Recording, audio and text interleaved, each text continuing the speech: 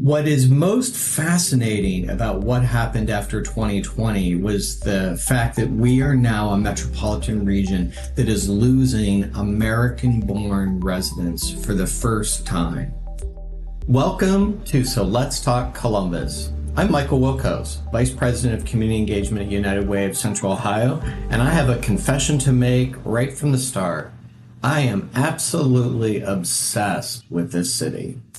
I spent my entire career learning about Columbus, its neighborhoods, its history, its people, and its possibilities, and I'm still finding new reasons to love it every day.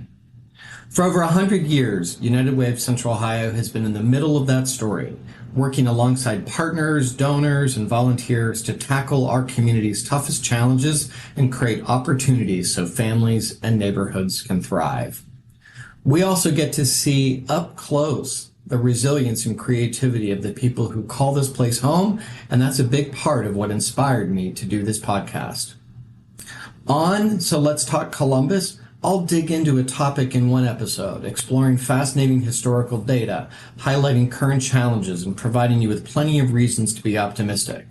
The following episode, or perhaps multiple episodes, I'll chat with community leaders, neighbors, and problem solvers who have unique perspectives around that topic to add additional layers of insight. My hope is that you'll come away from each conversation knowing something new about our wonderful city, feeling more connected to your neighbors, and more hopeful about what's possible when we work together. I'm glad you're here.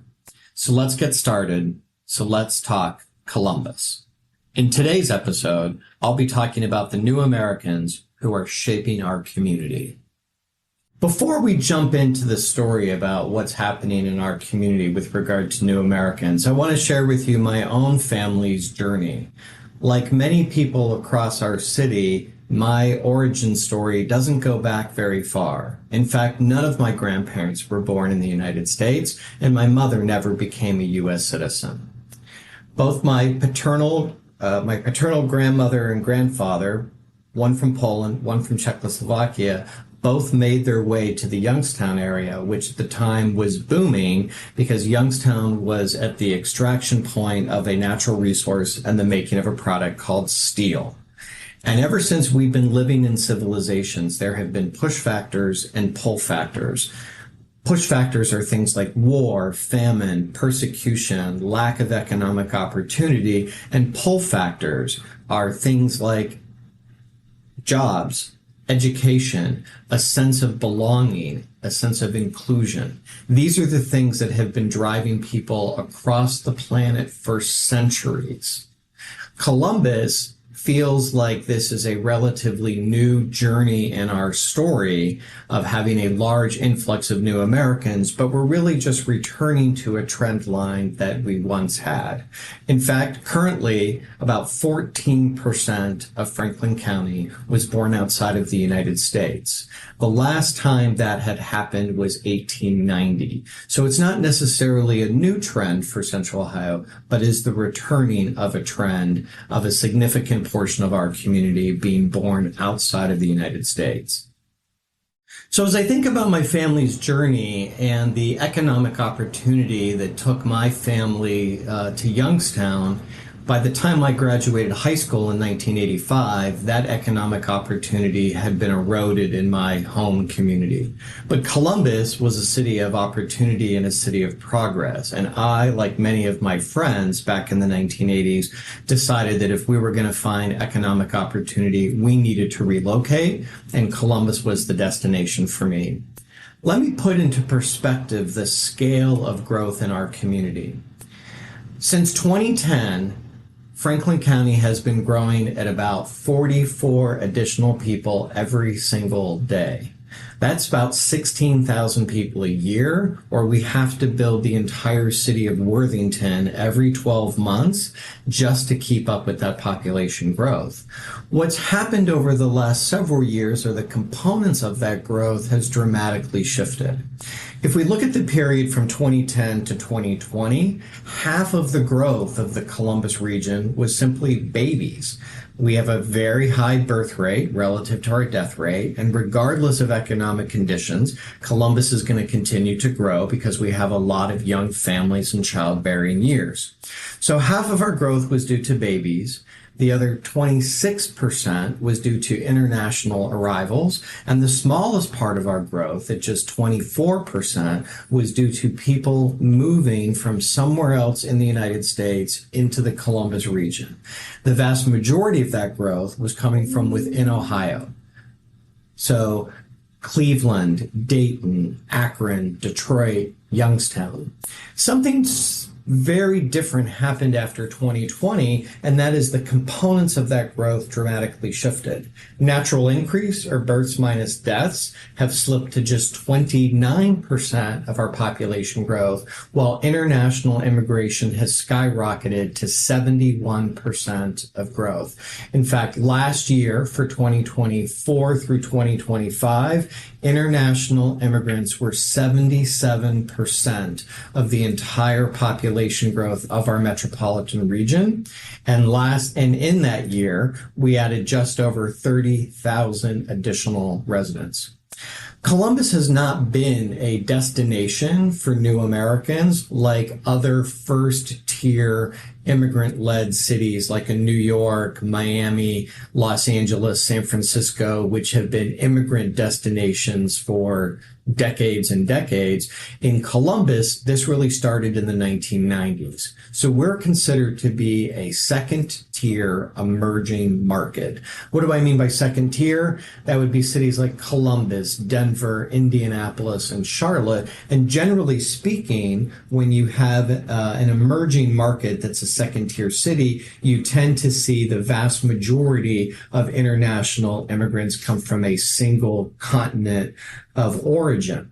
That's not true for Columbus. We look much more like a highly developed immigrant destination city, simply driven by the economic opportunity that is here. It's also driven by the Ohio State University and other educational opportunities. But when you look at the countries that have the largest number of people moving to Columbus, they are in order: Mexico, India, Somalia, China, Ghana, Ethiopia, Bhutan, El Salvador, Nepal, and Kenya.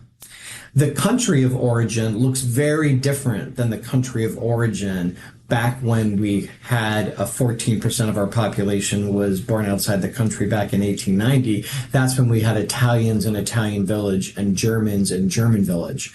In addition to the geography of international immigration shifting, it also is choosing to live in different places in the Columbus market, where historically you would have seen new American communities near the center of the city, where transportation and economic opportunities were plentiful. Now we see our new American communities tend to be more out by the Beltway.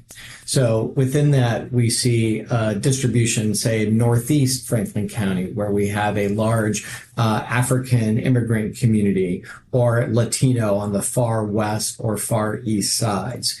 That more suburban typology just simply means that it's been harder for people to visualize these population changes. I'll point to one example, and that would be of the Morse Road corridor. Many people predicted that the Morse Road corridor in Northland was going to hit hard times with the closure of Northland Mall. But a local geographer pulled every business permit issued by the city of Columbus in the 8 years following the closure of that mall and found that almost all of the 180 new businesses along Morse Road, most of them had either an African or Latino surname. In many ways, Morse Road in Northland is more local and more entrepreneurial than any part of the metropolitan region, and that's all a response to this global diaspora that is playing out across the planet. And within the state of Ohio, new Americans are choosing to come to Columbus, and within Columbus, they're choosing that Morse Road corridor. There's a very specific reason for that. One, because the housing stock has been relatively stable and reasonably priced. But also, if you think of Northland, it is surrounded in every direction by emerging and significant employment centers. Polaris to the north, Easton to the northeast, the airport downtown and OSU. You can't really seem to leave the Northland community without bumping into lots of economic opportunity. So why has the number of international immigrants increased so dramatically in our region? It's simply being driven by economic opportunity and job growth. From 2014 through 2024, Columbus added about 150,000 net jobs to the metropolitan region, far more than anywhere else across the state. We are the economic engine of this state. It's about a 25-mile radius of Broad and High. It's really driving the state's economy. When you leave the Columbus region, the rest of the state looks different demographically. The rest of the state is not growing. If you look at population growth since 2010, the Columbus metropolitan region has added about 320,000 people, while the rest of the state has barely budged. What is most fascinating about what happened after 2020 was the fact that we are now a metropolitan region that is losing American-born residents for the first time. I have a theory on this. When you think of who's most likely to move from across the state, you're looking at young people who are seeking education or employment opportunity. But because the housing costs in Columbus have risen so significantly over such a short period of time, where Columbus now has the same income to housing cost ratio as Chicago, that move to Columbus is a much more difficult one. If I'm a new American and I'm coming to the United States and first have a resettlement program on an East or West Coast city, as we know, the housing costs in East and West Coast cities is exorbitantly high. Columbus offers a really great middle ground. It's producing jobs, but its housing cost is still reasonable relative to those East Coast cities. So while Columbus has become too expensive for young people from across the state to move here, it's still a bargain at the national level. Earlier in the podcast, I was talking about the countries that are sending the most individuals to Columbus. But when we look at continents, there's a pretty even distribution. 35% from Asia, 32% from Africa, and 24% from Latin America. But I want you to think about the scale of the number of foreign-born that live in our community. It's about 178,000 residents of Franklin County were not born in the United States. To put that in perspective, the city of Dayton only has 135,000 residents. So we have a city the size of Dayton plus a Hilliard of just people in our community that were not born in the United States. So if you really think about that, this isn't one story or one community. It's truly global. Columbus has one of the largest Somali populations in the country, a rapidly growing Bhutanese and Nepali community, strong and expanding West African communities, and a dynamic Indian professional workforce. This diversity isn't theoretical, it's geographic. Almost every census tract in Franklin County has become more diverse between 2010 and 2024, but this is why it's important. Diversity does not mean automatically that we will be integrated. The data show a clear geographic concentration pattern. So as an example, Asian immigrant communities are concentrated in the northwest and northeast parts of Franklin County, while African immigrant communities show strong concentrations in certain northeast and southeast corridors, and Latin American communities are concentrated in different areas, particularly on the west and south sides. This really tells us two things. People move to where there are networks, their faith communities, schools, grocery stores, and language supports. And second, that opportunity is not evenly distributed. Here's something that really surprises a lot of people when I'm having this conversation about the changes in our community. From 2010 through 2024, the white population of Franklin County actually slipped while Asian, Hispanic, and multiracial populations grew dramatically. Despite this huge population surge, this most recent period was the first time in history where the white population of Franklin County is actually shrinking in real numbers. I'm often asked to give presentations about what's happening in our city, and I often use one grounding quote from a longtime Chicago Tribune columnist by the name of Sidney Harris when he says, "Our dilemma is that we hate change and love it at the same time. What we really want is for things to remain the same but get better." That might be the most honest description of where we are as a city right now. We love growth until it increases traffic. We love vibrancy until schools get overcrowded. And we love new restaurants until there's nowhere to park in the neighborhood. Growth has always required adaptation. And here's the key. Columbus is growing because people from around the world see it as a place of opportunity. That is unlikely to change in the short term. It should make us proud and also challenge us that we're building systems in housing, education, healthcare, workforce development that recognize who our future residents are. Are we equipping employers to recruit globally? Are we ensuring language access? And are we supporting integration, not just coexistence? Because the demographic reality is clear. If Columbus is going to continue leading Ohio economically, we must lead inclusively. It is the foundation for our next chapter. And here's the hopeful part. This is not the first time Columbus has evolved.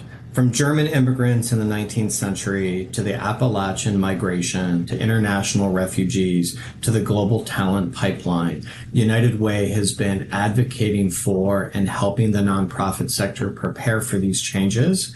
And as I think about our city's voters that have voted for an $8 billion mass transit plan, affordable housing, and the efforts to upzone our city, we're building a very different kind of city because we have become a very different kind of city. So if you take one thing away from today's episode, let it be this. The future of Columbus is already here. It's in our schools, it's in our workforce, it's in our neighborhoods, it's in our faith communities, and it's global. Join me for our next episode when we hear from my friend and colleague, Emilia Sheely, Executive Director of Riverview International Center, a nonprofit partner of United Ways. Riverview empowers our new American neighbors by supporting individuals, strengthening families, and nurturing communities. Because understanding growth is one thing, preparing for it is another. Thanks for listening to Let's Talk Columbus. If this conversation made you think, share it. If it challenged you, good. If it made you proud, even better. Until next time, remember, there's not a problem Columbus can't fix.